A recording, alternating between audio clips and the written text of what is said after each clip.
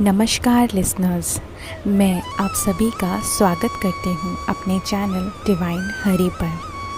पिछले वीडियो में हमने स्कंद 1 के अध्याय 16 का अध्ययन किया था, जिसके वीडियो का लिंक आपको डिस्क्रिप्शन पर मिल जाएगा। अगर आप हमारे चैनल पर नए हैं तो हमारे चैनल को सब्सक्राइब करें और श्रीमद् भगवत महापुराण की इस यात्रा में हिस्सा लें। तो चलिए आज की यात्रा को हम आरंभ करते हैं और बढ़ते हैं अपने अगले अध्याय की ओर। ओम नमो भगवते वासुदेवाय। स्कंद 1 अध्याय 17। महाराज परीक्षित द्वारा कलयुग का दमन।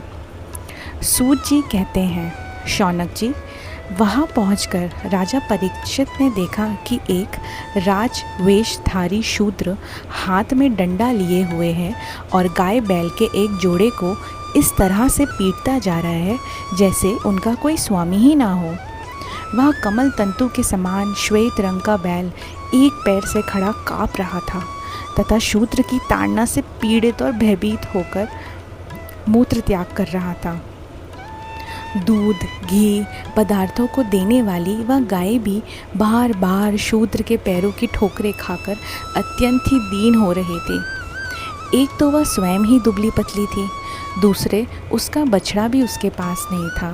उसे भूख लगी हुई थी और उसकी आंखों से आंसू बहते जा रहे थे। स्वर्ण जटित रथ पर चढ़े हुए राजा परीक्षित ने अपना धनुष चढ़ाकर मेघ के समान गंभीर वाणी से उसको ललकारा। अरे तू कौन है जो बलवान होकर भी मेरे राज्य के इन दुर्बल प्राणियों को बलपूर्वक मार रहा है? तूने नट की भांति वेश तो राजा का सा बना रखा है, परंतु कर्म से तो तू शूद्र ही जान पड़ता है। हमारे दादा अर्जुन के साथ भगवान श्री कृष्ण के परम धाम पधार जाने पर इस प्रकार निर्जन स्थान में निरपराधों पर प्रहार करने वाला तू अपराधी आखिर है कौन? बता। उन्होंने धर्म से पूछा। कमल के समान आपका श्वेत वर्ण है, 3 पैर ना होने पर भी आप एक ही पैर से चलते फिरते हैं। ये देखकर मुझे बड़ा कष्ट हो रहा है। बताइए, आप क्या बैल के रूप में कोई देवता है? अभी ये भूमंडल कुरुवंशी नरपतियों के बाहुबल से सुरक्षित है। इसमें आपके सिवा और किसी भी प्राणी की आंखों से शोक के आंसू बहते मैंने नहीं देखे। धेनुपुत्र, अब आप शोक ना करें, इस शूद्र से निर्भय हो जाएं।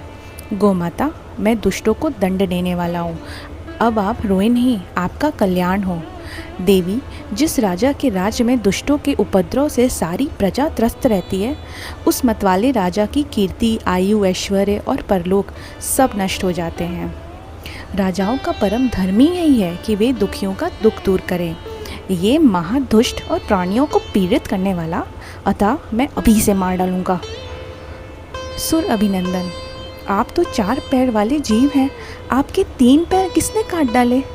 श्री कृष्ण के अनुयायी राजा के राज्य में भी कभी भी कोई आपकी तरह दुखी ना हो।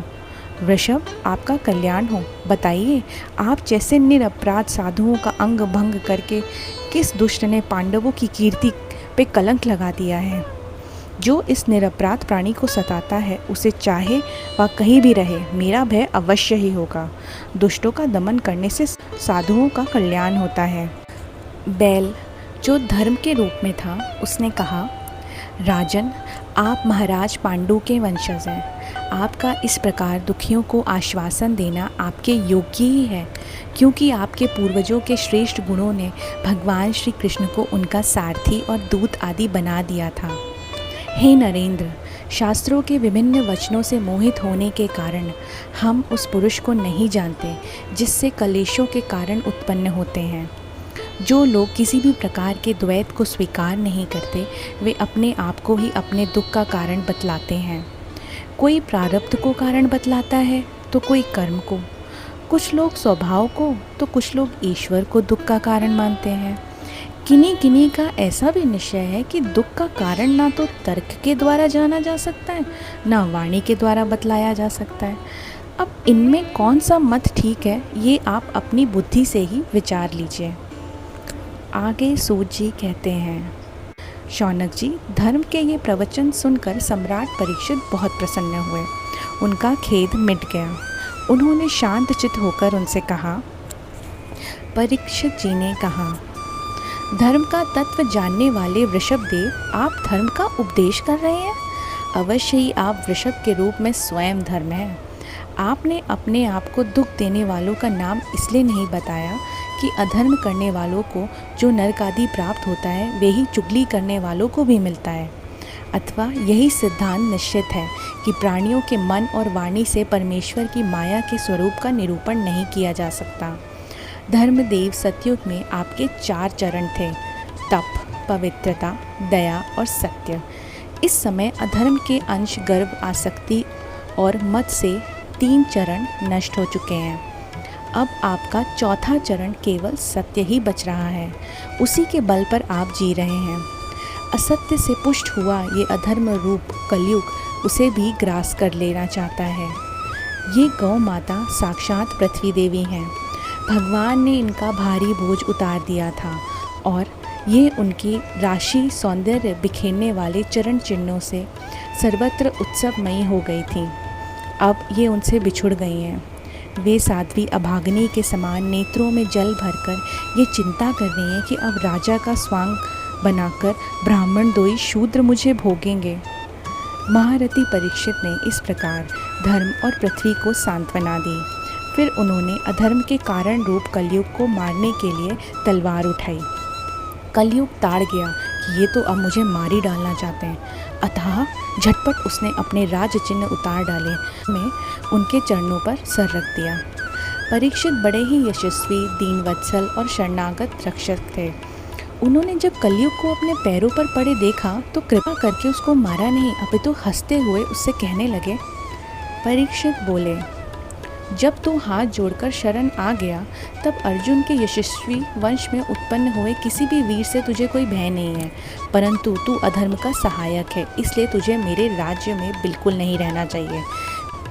तेरे राजाओं के शरीर में रहने से ही लोभ, चोट, चोरी, दुष्टता, दरिद्रता, कपट, कलह, दंभ और दूसरे पापों की बढ़ोतरी हो रही है।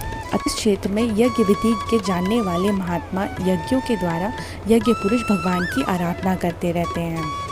वे सर्वात्मा भगवान वायु की भांति समस्त चराचर जीवों के भीतर और बाहर एक रस स्थित रहते हुए उनकी मनोकामनाओं को पूर्ण करते रहते हैं। सूत जी कहते हैं, परीक्षित की यह आज्ञा सुनकर कलयुग सिहर उठा। यमराज के समान मारने के लिए उद्यत हाथ में तलवार लिए हुए परीक्षित से वह बोला। कली ने कहा, आपकी आज्ञा से जहाँ कहीं भी मैं रहने का विचार करता हूँ वहीं देखता हूँ कि आप धनुष पर बाण चढ़ाए खड़े हैं। धार्मिक शिरोमणि, आप मुझे वह स्थान बताइए जहाँ मैं आपकी आज्ञा का पालन करता हुआ स्थिर होकर रह सकूँ। सूत जी कहते हैं, कलयुग की प्रार्थना स्वीकार करके राजा परीक्षित ने उसे 4 स्थान दिए। मदपान, स्त्री संग, हिंसा और जहाँ लोग जुआ खेलते हैं। इन स्थानों में क्रमशः असत्य, मद, आसक्ति और निर्दयता के 4 प्रकार के अधर्म निवास करते हैं। उसने और भी स्थान मांगे, तब समर्थ परीक्षित ने उसे रहने के लिए एक और स्थान प्रदान कर दिया। वह था सुवर्ण, धन। इस प्रकार कलयुग के 5 स्थान हो गए: झूठ, मद, काम, वैर और रजोगुण। परीक्षित के दिए हुए इन्हीं 5 स्थानों में अधर्म का मूल कारण कली उनकी आशाओं का पालन करता हुआ निवास करने लगा। पुरुष को इन 5 स्थानों का सेवन कभी भी नहीं करना चाहिए। धार्मिक राजा, लौकिक नेता और गुरुओं को तो बड़ी सावधानी से इनका त्याग ही कर देना चाहिए। राजा परीक्षित ने इसके बाद धर्म के 3 चरण तपस्या, शौच और दया जोड़ दिए। वे ही महाराजा परीक्षित इस समय अपने राज सिंहासन पर, जिसे उनके पितामह महाराज युधिष्ठिर ने वन में जाते समय उन्हें दिया था, विराजमान हैं।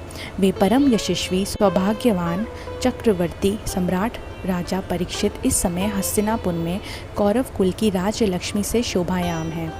अभिमन्यु नंदन राजा परीक्षित वास्तव में ऐसे ही प्रभावशाली हैं, जिनके शासन काल में आप लोग इस दीर्घकालीन यज्ञ के लिए दीक्षित हुए हैं। इस प्रकार हमारा अध्याय 17 यहाँ पे समाप्त होता है। अगर आपको हमारा ये वीडियो पसंद आया हो तो सब्सक्राइब करना ना भूलें। जय श्री हरि।